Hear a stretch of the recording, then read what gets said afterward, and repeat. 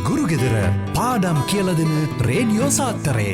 අද ප්‍රවීණ දේශක මනෝජ් පෙරේරා ආචාර්යතුමා සමඟ අපි ව්‍යාපාර අධ්‍යයනය ඉගෙන ගනිමු.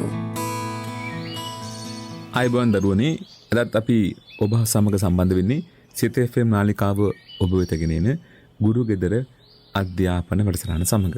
විශේෂයෙන්ම රටේම ඉන්න අපේ ආදරණීය දුවදරුවෝ වෙනුවෙන් සිත FM නාලිකාව කරන ඉතාම උසස් සමාජ මෙහෙවරක් වශයෙන් තමයි අපි ගුරුගෙදර වැඩසටහන පුතේ දකින්නේ. ඉතින් අධ්‍යාපන අපස්ථාවෙන් තියෙන කට්ටියටත් විශේෂයෙන් මෙම කාල සීමාවදී අපේ සියලු දරුවන්ට තමන්ගේ දැනුම් සම්භාරය වර්ධනය කරගන්න උපකාර කරන ප්‍රබල අධ්‍යාපන වැඩසටහනක් වශයෙන් තමයි අපි සිත FM නාලිකාව ඔබ වෙතගෙන එන මේ ගුරුගෙදර වැඩසටහන තේ දක්වන්න කැමති වෙන්නේ. ඉතින් අපි මේ පාඩමේ දැන් මේ වැඩසටහන අපි කතා කරගෙන ඉන්නේ පුතේ 12 වසර පාඩම් පිළිබඳවනේ. විශේෂයෙන්ම 12 වසරේ ව්‍යාපාර සංවිධාන කියන ප්‍රධාන පාඩම පිළිබඳව තමයි අපි අපේ අවධානය යොමු කරමින් මේ කාලය ගත කරන්නේ. අපි මේ වෙනකොට විශේෂයෙන්ම තනපුදුල ව්‍යාපාර, හවුල් ව්‍යාපාර, සමාගම්, සමුපකාර කියන ව්‍යාපාර සංවිධාන ක්‍රම ටික කතා කරලා ඉවරයි. අපි ගිය සතියේ වැඩසටහනෙන් කතා කරේ වරලත් ව්‍යාපාර පිළිබඳව. අද අපි වරලත් ව්‍යාපාරවල ඉතිරි කොටස් ටික කතා කරන්න තමයි සූදානම් වෙන්නේ. හරිද? ඒතකොට විශේෂයෙන් පුතේ අපි වරලත් ව්‍යාපාර ක්‍රමේ ආරම්භක ක්‍රමවේදය ගැන කතා කරා. ඒ කියන්නේ වරලත් ව්‍යාපාර ක්‍රමයේ ආරම්භ වෙන්නේ ලෝකේ ප්‍රකට කීර්තිනාමයක් තියෙන සමාගම් එම කීර්තිනාමය වෙනත් සමාගමකට ලබා දෙනවා ව්‍යාපාර ක්‍රියාකාරකම් සිදු කරගෙන යාම සඳහා. එවැනි ව්‍යාපාර ක්‍රමයක් වශයෙන් තමයි අපි මේ කතා කරන වරලත් ව්‍යාපාර ක්‍රමයේ පුතේ ආරම්භ වෙලා ක්‍රියාත්මක වෙලා යන්නේ. ඒතර විශේෂයෙන්ම වරලත් ගිවිසුම වැදගත් වූ දෙයක්. ඒ වගේම වරලත් නිෂ්පාදන තම වරලත් ව්‍යාපාර වර්ග ගැන අපි විශේෂයෙන් කතා කරා. ඒකත් වැදගත් වූ කාරණාවක්. හරි. දැන් කතා කරනවාද අපි මේ වරලත් ව්‍යාපාර ක්‍රමයේ වාසි සහ සීමාවන් පිළිබඳව. ඒතර විශේෂයෙන් පුතේ එතන කියන්න තියෙන්නේ වරලත් ව්‍යාපාර ක්‍රමේදී ප්‍රධාන පාර්ශ්වයක් ඇතුළත් වෙනවනේ. ඒ තමයි වරලත් හිමියා, අනෙක් පාර්ශ්ව වරලත් ලාභියා. ඒතර මේ ව්‍යාපාර ක්‍රමෙන් වරලත් හිමියාට පුතේ වාසියත්පත් වෙනවා, වරලත් ලාභියාටත් වාසි අත්පත් වෙනවා. අපි බලමු මුලින්ම වරලත් හිමියාට වෙන්නා වූ වාසීන් පිළිබඳව. ඒතකොට වරලත් ව්‍යාපාර ක්‍රමයේ පවත්වාගෙන යාමෙන් වරලත් හිමියාට අත්වෙන්නා වූ වාසි. හරිද? පළවෙනි වාසිය තමයි පුතේ ඔහුගේම ආයෝජනයකින් තොරව ව්‍යාපාරයේ පුළුල් කිරීමට හැකියාව ලැබීම. දැන් ඒ කියන්නේ පුතේ වරලත් හිමියා කිසිම මුදලක් වැය කරන්නේ නැහැ මුල් අවස්ථාවේදී වරලත් ව්‍යාපාරය ආරම්භ කිරීම පිණිස.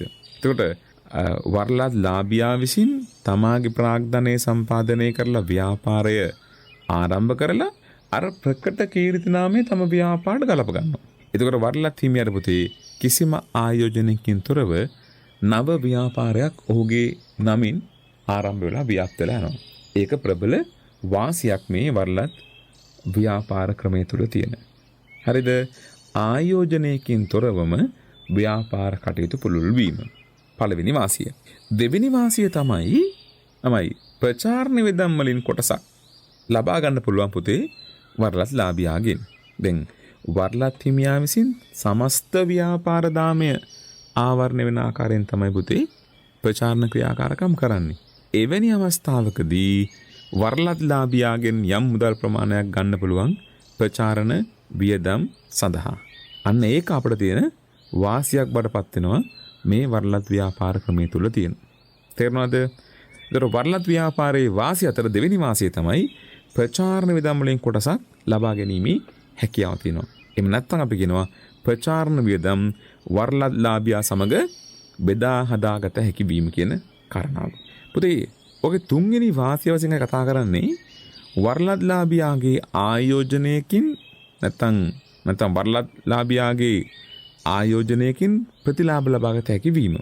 දැන් ලංකාවේ මැක්ඩොනල්ඩ් ආයතනය ආරම්භ කරනකොට හරි අබාන්ස් ආයතනය තමයි මුදල් ආයෝජනය කරන්නේ.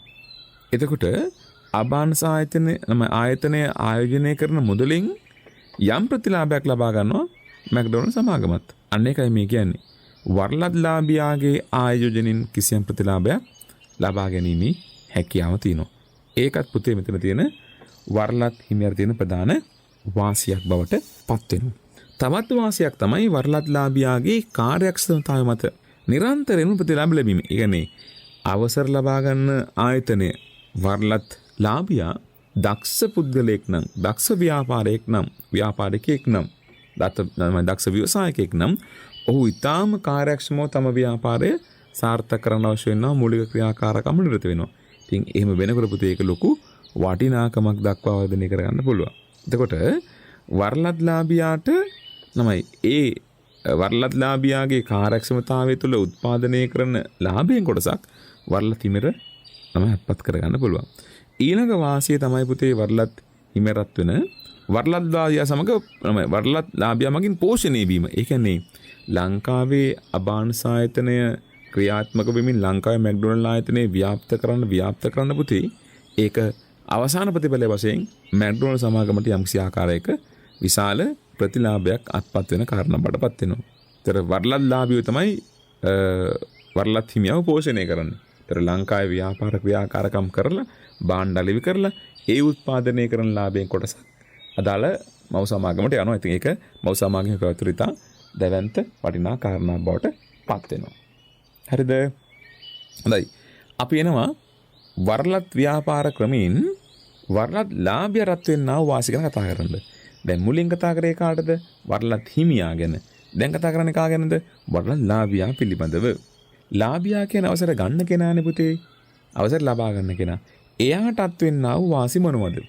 පළවෙනි වාසිය තමයි පුතේ වරලත් හිමියාගේ කීර්ති නාමය මත විශාල වෙළඳපළක් ලබා ගන්න පුළුවන්.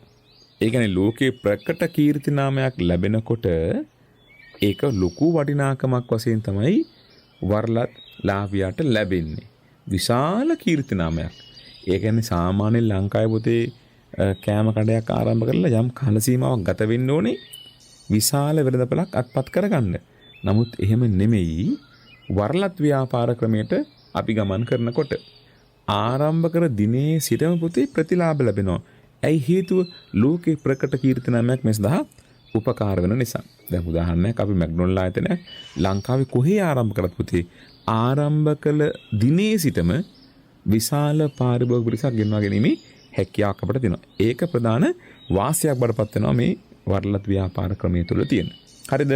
එතකොට විශාල වෙළඳපළක් ලැබීම මෙහිදී අපිට තියෙන වාසියක්. ඊළඟ වාසිය තමයි වරලත් හිමියට වෙන කීර්ති නාමය වගේම විශාල වටිනාකම යුතු නේද? අර ව්‍යාපාරයේ අසාර්ථක වීමේ ප්‍රවණතාව කියන එක අඩුයි. දැන් ඕන ව්‍යාපාරයක් පුතේ මුලින් ආරම්භ කරනකොට යම් අවදානමක් තියෙනවා. මුදල් කාලේ දැනුම ශ්‍රමය යොදලා ආරම්භ කරන ව්‍යාපාරයක් මුලින් ආරම්භ කරනකොට යම් කිසි ආකාරයක අවදානමක් තියෙනවා. එම අවදානම නැහැ මොනව සම්බන්ධයෙන්ද පුතේ? වරලත් ව්‍යාපාර සම්බන්ධයෙන් ගත්තාම අසාර්ථක වීමේ ප්‍රවණතාවය අඩුයි. අසාර්ථක වීමේ ප්‍රවණතාවය අඩුයි. ඒකයි හිතන කියන්නේ. ඇයි ප්‍රකට කීර්ති නාමයකින් ආරම්භ වෙන නිසා පුතේ අසාර්ථක වෙන්න තියෙන සම්භාවිතාව ඉතාම අඩු මට්ටමක තියෙන්නේ. ජනප්‍රිය වෙළඳ නාමයක් නේද? ප්‍රචාරණයේ පහසු වෙන නිසා. අපි ගන්න පුතේ ප්‍රකට නාමයක්නේ. ඒ නිසා ප්‍රචාරණය කිරීම කරන ඉතාම පහසුයි. සමහර වෙලාවට ප්‍රචාරණය සඳහා ප්‍රධාන පුවරුවක් පමණක් පුතේ ප්‍රමාණවත්. ඒකට මොකද වෙන්නේ මිනිස්සු? ඒක දැකලා පුතේ එතෙන්ට එන්න පටන් ගන්නවා. ඒ නිසා ඒකත් අපිට වාසියක් වශයෙන් දක්වන්න පුළුවන් වරලත් හිමියට අත් වෙනවා. ඊට පස්සේ පුතේ කළමනාකරණය සහ පුහුණුව සම්බන්ධයෙන් දැනුමක් ලබා දෙනවනේ. ඒ නිසාම වරලත් හිමියා කළමනාකරන පුහුණුව ලොකු වාසියක් බඩපත් වෙනවා වරලත් ලාභියාට. ඒකත් පුතේ ලැබෙන වාසියක්. ඊළඟ වාසිය තමයි මූල්‍යමය පහසුකම් ලැබෙනවා. يعني සමහර වෙලාවට පුතේ වරලත් හිමියාගෙන් මූල්‍යමය සහායන් ලැබෙනවා වරලත් ලාභියාට. මුදල් මේ අවශ්‍යතාවයක් මතුවනොත් වරලත් හිමියා විසින් වරලත් ලාභියාට දාන මුදල් ප්‍රමාණය ලබා දෙන්න උත්සාහ කරනවා. ඒක ලැබෙන වාසියක් වරලත් ලාභියාගේ පැත්තෙන් කතා කරනකොට. ඊට අමතරව පුතේ අවශ්‍ය අමුද්‍රව්‍ය සහ නේද අනිකුත් දේවල් අවම මිලකට ලබා දෙන්න උත්සාහ කරනවා වරලත් හිමියා විසින්. අවම මිලකට අඩුම මිලකට ලබා දෙන්න උත්සාහ කරනවා පුතේ වරලත් හිමියා විසින්. ඒ වගේ වාසි ගණනාවක් පුතේ වරලත් ව්‍යාපාර ක්‍රමයෙන් වරලත් ලාභියාට අත්පත් වෙනවා. එහෙනම් අපි අද කතා කරන වරලත් ව්‍යාපාර පිළිබඳව අපි පළවෙනි කෙටි විරාමය ලබා ගන්නයි මේ සූදානම් වෙන්නේ. පළමු කෙටි විරාමයෙන් පසු නැවතත් අපි හම් වෙනවා වරලත් ව්‍යාපාර සංවිධාන පිළිබඳව සාකච්ඡා කරන්න. ගුරුගෙදර පාඩම් කියල දෙන රේඩියෝ සාත්තරේ. අද ප්‍රවීණ දේශක මනෝජ් පෙරේරා ආචාර්යතුමා සමඟ අපි ව්‍යාපාර අධ්‍යයනය ඉගෙන ගනිමු. කෙටි විරමෙන් පස්සේ නැවතත් අපි වැඩසටහන සමග සම්බන්ධ වෙනවා. පුතේ අපි කතා කරගෙන ඉන්නේ වරලත් ව්‍යාපාර පිළිබඳවනේ.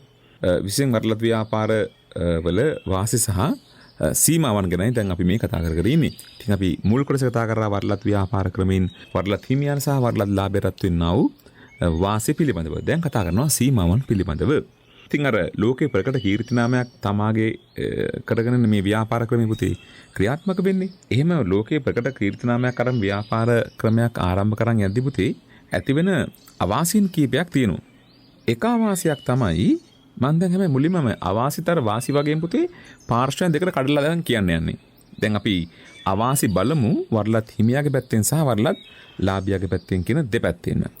බලමු මුලින්ම පුතේ වරලත් ව්‍යාපාර ක්‍රමෙන් වරලත් හිමියරත් වෙන සීමාව නැත්නම් අවාසි පිළිබඳව. වරලත් ලාභියා අසාර්ථක වීමෙන් ඔහුද අලාභයට නැත්නම් අලාභ නැත්නම් ලාභ අඩු වීමකට භාජනය වෙන්න පුළුවන්. ඒ කියන්නේ පුතේ මම දැන් මේ කියන්නේ අවසර දෙන ආයතනයට අත් වෙන්නා වූ අවාසි පිළිබඳව. අවසර ගන්න ආයතනයේ පුතේ අසාර්ථක වෙනකොට ඒ අසාර්ථකතාවයේ ප්‍රතිඵලයක් වශයෙන් වරලත් හිමියාටත් යම් කිසි ආකාරයක අවාසිදායක තත්ත්වයක් හටගන්න පුළුවන්. වරලත් හිමියාට වරලත් ලාභියාගේ අසාර්ථකතාවය බලපාන්න පුළුවන් කියලා තමයි කියන්නේ. ඔන්න පළවෙනිම පුතේ සීමාව වරලත් හිමියා පැත්තෙන් කියනකොට. මොකද්ද සීමාව? අසාර්ථක වීම මව් සමාගමට හෙවත් වරලත් හිමියට බලපාන්න පුළුවන්. දෙවෙනි සීමාව තමයි වරලත් හිමියට තියෙන වරලත් ලාභියාගේ අහිතකර ක්‍රියාකලාපය. හරි? වරලත් ලාභියාගේ අහිතකර ක්‍රියාකලාපය වරලත් හිමියාගේ කීර්තිනාමය කෙරෙහි බලපෑමක් ඇති කිරීම. ඒ කියන්නේ අවසර ගන්න සමාගම අහිතකර වූ ක්‍රියාකලාපයක නිරත වෙනවා නම් ඒක පුතේ අවසර දෙන සමාගමට බලපාන්න පුළුවන්. වරලත් ලාභියා අසාර්ථක වෙනකොට නැත්නම් එයාගේ ක්‍රියාකලාපයේ වැරදි වෙනකොට පුතේ ඒක අවසානයේ වරලත් හිමියට බලපාන්න පුළුවන්. ඒතර මම අවාසින් දෙකක් කිව්වා. එක අවාසියක් තමයි වරලත් ලාභියාගේ අසාර්ථකතාවය දිගු කාලීනව බලපාන්න පුළුවන් වරලත් හිමියට. දෙවෙනි කාරණාව තමයි වරලත් හිමියාගේ ක්‍රියාකලාපය අහිතකර වෙනකොට ඒ අහිතකරතාවය තුළ අර ප්‍රධාන සමාගමේ කීර්තිනාමයට හානියක් වෙන්න පුළුවන්. තුන්වෙනි කාරණාව තමයි වරලත් ලාභියා උපෙන ලාභෙන් වැඩි කොටසක් ඔවුන් විසින්ම හඳවා ගැනීම. ඉතින් අර ප්‍රකට කීර්තිනාමය තුළින් උත්පාදනය කරගන්නා වූ ප්‍රබල ආර්ථික ප්‍රතිලාභය වරලත් ලාභිය විසින් තියාගන්න පොඩි ප්‍රමාණයක්. නේද? පොඩි ප්‍රමාණයක් වරලත් හිමියට ලබා දෙන්නේ. ඉතින් ඒක තියෙන මේ ව්‍යාපාර ක්‍රමේ කාට තියෙන වාසියද? වරලත් හිමියට තියෙන වාසි බවට පත් වෙනවා. පුතේ වරලත් ව්‍යාපාර ක්‍රමෙන් මේ වරලත් ලාභියාට තියෙන වාසි මොනවද? ඔහුට තියෙන වාසි තමයි වරලත් ව්‍යාපාරයේ පාලනයක් ඇති වීම නිසා මේ වරලත් ලාභියාට පූර්ණ ස්වාධීන හිමිකමක් අයිති වෙන්නේ නැහැ. හැම වෙලෙම වරලත් ගිවිසුම් තුළින් විශාල බැඳීමකට ලක් වෙලා තමයි මේ ව්‍යාපාර ක්‍රමය පවතින්නේ. ඒ නිසා වරලත් හිමියාගේ පාලනයක් ඇති නිසා වරලත් ලාභියාට පූර්ණ ස්වාධීනත්වයක් හිමි කරගන්න බෑ. හැම වෙලේම වෙන්නේ අර ප්‍රධාන සමාගමේ බැඳීම් වලට ඇතුළ තමයි තම ව්‍යාපාර ක්‍රියාත්මක කරන් යන්න සිද්ධ වෙන්නේ. ඔන්න පළවෙනි තියෙන සීමාව කාටද? වරලත් ලාභියාට. අර මව් සමාගමේ කියන නැත්නම් වරලත් හිමියා කියන පාලනයට රත් වෙන්න ඕනේ. දෙවෙනි සීමාව තමයි වරලත් ව්‍යාපාර ක්‍රමයේ ලබා ගැනීම නිසා විශාල පිරිවැයක් දරන්න වෙනවා. නිකන් ගන්න බෑ. ලෝකේ ප්‍රකට කීර්තිනාමයක් පුතේ ලබා ගන්නවා කියන්නේ විශාල පිරිවැයක් දරන්න සිද්ධ වෙනවා. ඒකට දැවැන්ත පිරිවැයක් දරමින් තමයි උට අදාළ ව්‍යාපාරයේ කීර්තිනාමේ අදා ගන්න වෙන්නේ. ඒ නිසා ඒකත් තියෙන වාසියක්.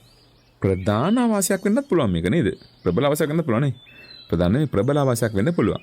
ඇයි ඒ විශාල පිරිවැයක් දරන්න ඕන අදාළ කීර්තිනාමයක් පත් කරගන්න. ලේසියෙන් ගන්න බෑ. ඊළඟ කාරණාව තමයි ලාභය පිළිබඳ නිශ්චිත තත්වයක් පැවතිය නොහැකි වීම. දැන් සමහර පුතේ වරලත් ව්‍යාපාර ක්‍රමයේ තුල සමහර ව්‍යාපාර එච්චර ප්‍රසිද්ධ නැහැ.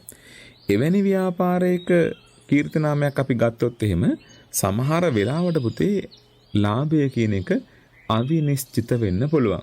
ලාභය අවිනිශ්චිත වෙන්න පුළුවන්. ඒ නිසා අපි පුළුවන් තරම් උත්සාහ කළ යුතුයි නේද? පරිලත් ව්‍යාපාර ක්‍රමයකට යනකොට ප්‍රකට කීර්ති නාමයක් තියෙන ව්‍යාපාර සමග සම්බන්ධ වෙන්න. නැත්තම් යම් කිසි හේකින් ව්‍යාපාරය ආරම්භ කරන ප්‍රාග්ධනය සම්පාදනය කරයි. හැබැයි අපේක්ෂා කරන ප්‍රතිඵලය වරලත් ලාභයට ලබා ගන්න බැරි වෙයි. ඒ නිසා අපි පොඩ්ඩක් හරිගුණත් වෙන්න ඕනේ. ඊළඟ සීමාව තමයි වරලත් ලාභයාගේ කීර්ති නාමය මත නදාපවතින නිසා ආයෝජනය නිසා අවදානය වෙන කෙනෙක්. අපිට කවදාවත් පුතේ දැන් අපි හැම වෙලෙම වෙන කෙනෙකුගේ කීර්ති නාමයෙන් අපේ කරන් වැඩ කරන්නේ. ඉතින් අපි කොච්චර කාර්යක්ෂම වැඩ කරත් මේ ව්‍යාපාර ක්‍රමේදී අර ප්‍රකට කීර්ති නාමය ඇති කවදාවත් අපිට හම්බ වෙන්නේ නැහැ. ඒ නිසා මේ ප්‍රකට කීර්ති නාමයක් යොදාගෙන වැඩ කරා කියලා කිසි දවසක ඒ කීර්ති නාමය අපට අත්පත් වෙන්නේ නැහැ. ඒ නිසා අපේ ආයෝජනය සම්බන්ධයෙන් ගත්තාම පුතේ අවදානමක් තියෙනවා. ඊළඟ කාරණාව තමයි වරලත් ගිවිසුමට අනුව කටයුතු කිරීම සිදු වෙන නිසා වරලත් ලාභයට දැඩි පීඩනයක් ලක් වෙනවා. ඉතින් හැම වෙලේම පුතේ ගිවිසුම ආරක්ෂා කරන්න ඕනේ. ගිවිසුම ආරක්ෂා කරන්න බැඳිලා ඉන්නවා. නැත්තම් පුතේ ඒ ක්‍රමය අසාර්ථකයි. දා ගිවිසුම ආරක්ෂා කරන්න බැඳී සිටීමත් පුතේ මේ ව්‍යාපාර ක්‍රමය තුල තියෙන සීමාවක් බඩපත් වෙනවා කාටද? වරලත් ලාභියාට තියෙන. ඉතින් මේ ව්‍යාපාර ක්‍රමය තුර වරලත් හිමියා සහ වරලත් ලාභියා කියන පාර්ශ්වයන් දෙකම බොහොම පරිස්සම් වෙන්න ඕනේ. තම ව්‍යාපාර ක්‍රියාදාමයේ සිදු කර යාමේදී. මේ ක්‍රියාදාමය තුල වරලත් හිමියටත් වරලත් ලාභියටත් වාසි සහ අවාසි කියන දෙකම තියෙනවා. ඉතින් ඔබ විභාගෙදී පුතේ මේ දෙකම හොඳට සූදානම් වෙලා යන්න ඕනේ. වරලත් ව්‍යාපාර ක්‍රමේ වාසි කිව්වහම පුතේ වරලත් හිමියට වරලත් ලාභියට. වරලත් ව්‍යාපාර ක්‍රමේ වාසි අවාසි කිව්වහම නැත්නම් සීමා කිව්වහම වරලත් හිමියට වරලත් ලාභියට. නිසා ඔබ මේ සෑම දෙයක්ම හොඳට තේරුම් අරන් ගියොත් තමයි 100%ක් සාර්ථක උත්තරයක් ඔබට ලියන්න පුළුවන්කම ලැබෙන්නේ. එදා ඔබ උත්සාහ කළ යුතුයි එම කටයුතු ඒ ආකාරයෙන්ම පාඩම් කරන් ගිහලා වඩා සාර්ථක උත්තරයක් ලියන්න. හොඳයි. අපි තවත් කෙටි විරාමයක් කරා ගමන් කරමින් නැවතත් අපි අපේ පාඩම සමග සම්බන්ධ වෙනවා. මේ විවේකයෙන් පස්සේ පුතේ කතා කරන්නේ ව්‍යාපාර සංයෝජනන පිළිබඳව. සෑමෝම සම්බන්ධ වෙන්න. හරි වැදගත් වූ පාඩමක් පුතේ. අපි නැවතත් හම්බෙමු ව්‍යාපාර සංයෝජන කියන පාඩමින් මේ කෙටි විරාමයෙන් පසු. ගුරුගෙදර පාඩම් කියල දෙන රේඩියෝ සාත්තරේ. අද ප්‍රවීණ දේශක මනෝජ් පෙරේරා ආචාර්යතුමා සමඟ අපි ව්‍යාපාර අධ්‍යයනය ඉගෙන ගනිමු. හොඳයි අයබෝන් දුපුතේ අපි නැවතත් සම්බන්ධ වෙන්නේ සිතේ FM නාලිකාව ඔබ වෙතගෙන එන ගුරුගෙදර වැඩසටහන සමග. අපි මේ වෙනකොට ව්‍යාපාර සංවිධාන කියන පාඩමේ ප්‍රබල ව්‍යාපාර සංවිධාන කීපයක් පුතේ අපි කතා බහට ලක් කරා. අද අපි මේ අද වැඩසටහනේ අවසාන කොටසින් කතා කරන්න අපේක්ෂා කරන්න පුතේ ව්‍යාපාර සංයෝජන පිළිබඳව. පුතේ මේකත් ව්‍යාපාර සංවිධාන පාඩමේ අපිට තියෙන ප්‍රබල ප්‍රවණතාවක් වශයෙන් කතා කරන්න පුළුවන්. මොකද්ද මේ ව්‍යාපාර සංයෝජන කියලා කියන්නේ?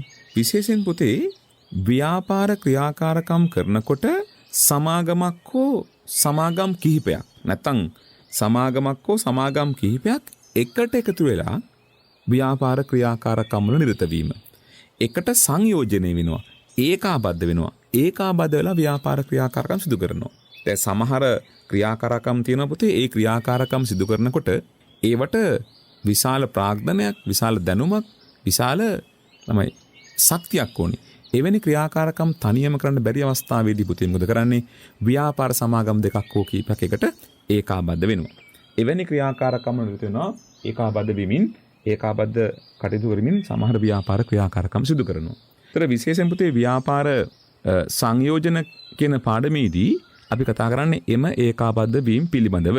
විශේෂයෙන්ම සමහර ව්‍යාපාර ක්‍රියාකාරකම් සිදු කරද්දී විශාල දැනුම් සම්භාරයක් ප්‍රාර්ථනයක් ඕන වෙනකොට පුතේ ව්‍යාපාර කීපයක් එකට ඒකාබද්ධ වෙලා තමයි අර ව්‍යාපාර ක්‍රියාකාරකම් සිදු කරමින් තමයි අදාළ ව්‍යාපාරය සාර්ථක කරගෙන වඩා හොඳ සේවාවක් ලබා දෙන්න උත්සාහ කරන්නේ. අපි බලමු පොඩ්ඩක් ඒ ගැන උදාහරණයක් වශයෙන් කතා කරලා උදාහරණ වශයෙන් කතා කරමු පුතේ. දැන් උදාහරණයක් වශයෙන් අපි කිව්වොත් එහෙම අධිවේගී මාර්ගයක් හදනකොට ඒ අධිවේගී මාර්ගය හදන කටයුත්තට සාමාන්‍ය විශාල ප්‍රාග්ධනයක් ඕනි. ඒ කියන්නේ අධිවේගී මාර්ගයක් වගේ ක්‍රියාකාරකමක් කරනකොට පුතේ විවිධ පැතිකඩයන් වල ව්‍යාප්ත වෙච්ච දැනුම් සම්භාරයකුත් ඕනි. ඒ නිසා මේ වගේ විශාල ව්‍යාපාර ක්‍රියාකාරකම් නැත්නම් විශාල ව්‍යාපෘති සිදු කරනකොට පුතේ එක සමාගමකට බැරි වෙන්න පුළුවන්. සමාගම් කීපයක් එහා සමග බද්ධ වෙන්න පුළුවන්. එවැනි අවස්ථාවක් ගැනයි මේ කතා කරන්න යන්නේ. කියන්නේ ව්‍යාපාර දෙකක් හෝ කිහිපයක් එකට එකතු වෙලා තමයි ව්‍යාපාර ක්‍රියාකාරකම් වල නිරත වීම. අපි මේකට කියනවා ව්‍යාපාර සංයෝජනයේ වීමක් කියලා. ව්‍යාපාර සංයෝජන කියන්නේ මොකක්ද? සමාගම් දෙකක් හෝ කිහිපයක් එකට එකතු වී ව්‍යාපාර කටයුතු වල නිරත වීම අපි කියනවා ව්‍යාපාර සංයෝජනයක් කියලා. ඉතින් මේ සංයෝජනය තුල ප්‍රධාන ආකාර දෙකක් අපිට දැක ගන්න පුළුවන්. එකක් තමයි ඒකාබද්ධ වීම. ඒකාබද්ධ වීම. ඊළඟ කාරණාව තමයි අත්පත් කර ගැනීම. ඒකාබද්ධ වීම සහ අත්පත් කර ගැනීම කියන කාරණා දෙකම අපිට දැක ගන්න පුළුවන් මේ ව්‍යාපාර සංයෝජන කියන ක්‍රමය තුල. අපි දැන් බලමු මේ එකිනෙක දේවල් වෙන්කොට හඳුනා ගැනීම පිණිස. ව්‍යාපාර ඒකාබද්ධ වීම කියන්නේ මොකක්ද? ඒකාබද්ධ වීම කියන්නේ පුතේ වෙන්වෙන්ව පැවති සමාගම් දෙකක් හෝ කිහිපයක් තනි ව්‍යාපාරයක් බවට පත්වීම. අපි ඒකට කියනවා ඒකාබද්ධ වීම කියලා. වෙන්වෙන් වශයෙන් පැවති ව්‍යාපාර දෙකක් තනි ව්‍යාපාරයක් බවට පත්වීම. හරිද? ඒකට දෙකක් නෙමෙයි දැන් එකයි. දෙකක් තිබ්බ කලින් දැන් එකක් බවට පත් වෙලා. මේදී විශේෂයෙන්ම වෙන්නේ මොකද්ද? එක් සමාගමක් අනෙක් සමාගමේ වත්කම් හා වගකීම් සියල්ල පුතේ මිලට ගන්නවා. එමය වෙන්නේ. එක සමාගමක් විසින් අනෙක් සමාගමේ වත්කම් සහ වගකීම් සියල්ල මිලට ගත්තට පස්සේ මොකද වෙන්නේ? මේ සමාගම් දෙක එකට ඒකාබද්ධ වෙනවා. ඒතර විශේෂයෙන් ඒකාබද්ධ වීම වලදී වෙන්නේ සමාගමේ වත්කම් සහ වගකීම් මිලදී ගැනීමක් අනෙක් සමාගම සිදු කිරීම. පුතේ අත්පත් කර ගැනීම කියලා කියන්නේ වෙනත් ක්‍රමයක්. අත්පත් කර ගැනීමේදී වෙන්නේ සමාගමක් විසින් අනෙක් සමාගමේ කොටස් ප්‍රාග්ධනයෙන් වැඩි ප්‍රමාණයක් තම සමාගමට මිලදී ගැනීම. කියන්නේ මෙහිදී වෙන්නේ සමාගමේ කොටස් මිලදී ගැනීමක් සිදු කරනවා වෙනත් සමාගමක්. ඒතර වෙනත් සමාගම කොටස් වලින් වැඩි ප්‍රමාණයක් ගන්නකොට මොකද වෙන්නේ? ඒ සමාගම් අතර සංයෝජනයක් ඇති වෙනවා. ඒකාබද්ධ වීමේදී වත්කම් ගන්නම අත්පත් කර ගැනීමේදී තමයි සමාගමක් විසින් අනෙක් සමාගමේ කොටස් වලින් වැඩි ප්‍රමාණයක් මිලදී ගන්නවා. මෙන්න ව්‍යාපාර සංයෝජන වීම සිදෙන්න පුළුවන් ආකාර දෙක. ඒකාබද්ධ වීම සහ අත්පත් කර ගැනීම කියලා. එතකොට මේ ඒකාබද්ධ වීම පුතේ අත්පත් කර ගැනීම කියන එක ප්‍රධාන ආකාර තුනකට වෙන්න පුළුවන්. ප්‍රධාන ආකාර තුනකට වෙන්න පුළුවන්. මොනවද වෙන්න පුළුවන් ආකාර? ප්‍රධාන ආකාර තුනක් තියෙනවා. තිරස් සංයෝජනය, සිරස් සංයෝජනය සහ විෂම සංයෝජනය කියලා. මොකද්ද? තිරස් සංයෝජනය, සිරස් සංයෝජනය සහ විෂම සංයෝජනය කියලා. මොකද්ද මේ තිරස් සංයෝජනය කියලා කියන්නේ? තිරස් සංයෝජනය කියලා කියන්නේ එකම සමාන ව්‍යාපාර කටයුතු වල යෙදී සිටින සමාගම් දෙකක් හෝ කිහිපයක් එකට ඒකාබද්ධ වීම. උදාහරණයක් වශයෙන් ගත්තොත් එහෙම දැව නිෂ්පාදකයෝ 3 දෙනෙක් A B C කියලා දැව නිෂ්පාදකයන් 3 දෙනෙක් ඉන්නකොට මේ දැව නිෂ්පාදකයන් 3 දෙනා එකට ඒකාබද්ධ වෙලා එක ව්‍යාපාරයක් බවට පත්වීම. එහෙනම් විශේෂයෙන්ම පුතේ මේ තිරස් සංයෝජනයේදී වෙන්නේ සමාන ව්‍යාපාර ආයතන එකට ඒකාබද්ධ වීමක්. දැව නිෂ්පාදකයෙක් තවත් දැව නිෂ්පාදකයෙක් සමග හෝ තවත් දැව නිෂ්පාදකයෙක් සමග දැව නිෂ්පාදකයෝ 3 දෙනෙක් එකට ඒකාබද්ධ වීම කියනවා මොකක් කියලාද? තිරස් සංයෝජනය කියලා. හැබැයි මේ සිරස් සංයෝජනය කියලා කියන්නේ ඊට වඩා වෙනස් එකක්. සිරස් සංයෝජනයේදී කිසියම් නිෂ්පාදිතයක විවිධ අවස්ථා තියෙනවනේ එහෙම. කිසියම් නිෂ්පාදනයක විවිධ අවස්ථාවල යෙදී සිටින සමාගම් කීපයක් එකට ඒකාබද්ධ වෙනවා. දැන් උදාහරණයක් පුතේ දැව සැපීම කරන්නේ එක ව්‍යාපාර ආයතනයක්. දැව භාණ්ඩ නිෂ්පාදනය කිරීම කරන්නේ තව ව්‍යාපාර ආයතන ස්වභාවයක්. හැබැයි දැව භාණ්ඩ අලෙවි කිරීම කරන්නේ තවත් ව්‍යාපාර ආයතන ස්වභාවයක්. ඒතර මෙහිදී මේ සිරස් එකේදී වෙන්නේ විවිධ අවස්ථාවලදී සිටින කිසියම් නිෂ්පාදිතයක විවිධ අවස්ථාවල තියෙන ව්‍යාපාර එකට එකතු වීමක්. එතකොට දැව සපයන්නේ දැව නිෂ්පාදකයෙක් සහ දැව අලෙවි කරන්නේ කියන පාර්ශ්වයන් තුන එකට ඒකාබද්ධ වීමක් අපි කියන මොකක් කියලාද? පුතේ සිරස් සංයෝජනය කියලා. සිරස් සංයෝජනය කියලා. එහෙනම් තිරස් වෙන්න පුළුවන්, සිරස් වෙන්න පුළුවන්. තිරස් කියන්නේ සමාන මට්ටම, සිරස් කියන්නේ පුතේ විවිධ අවස්ථාවල තියෙන ව්‍යාපාර තුනක් එකට ඒකාබද්ධ වීම. තව පැහැදිලි කරොත් සපත්තු නිෂ්පාදනය කරන සමාගමක්, හම් ආස්ති නිෂ්පාදනය කරන සමාගමක් සහ සපත්තු අලෙවි කරන සමාගමක් එකට ඒකාබද්ධ වීමක්. අවසාන ක්‍රමය තමයි පුතේ විෂම සංයෝජන.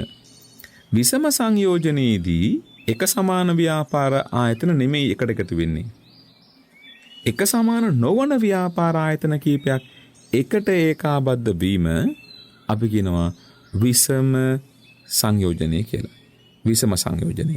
සමාන ව්‍යාපාර නෙමෙයි. උදාහරණයක් බේකරි නිෂ්පාදකයෙක් සහ දැව නිෂ්පාදකයෙක් එකට ඒකාබද්ධ වෙනවා. බේකරි නිෂ්පාදකයෙක්, දැව නිෂ්පාදකයෙක් සහ සපත්තු නිෂ්පාදකයෙක් එකට ඒකාබද්ධ වෙනවා. මෙන්න මේකේ අවස්ථාවක් ගත්තාම අපිට කියන්න පුළුවන් විෂම සංයෝජනයක් කියලා.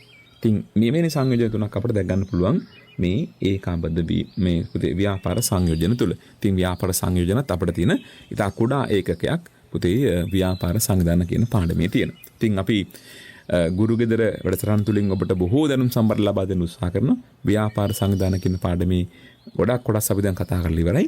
එහෙනම් අද අපි අපේ වැඩසටහනින් සමුගන්නවා පුතේ.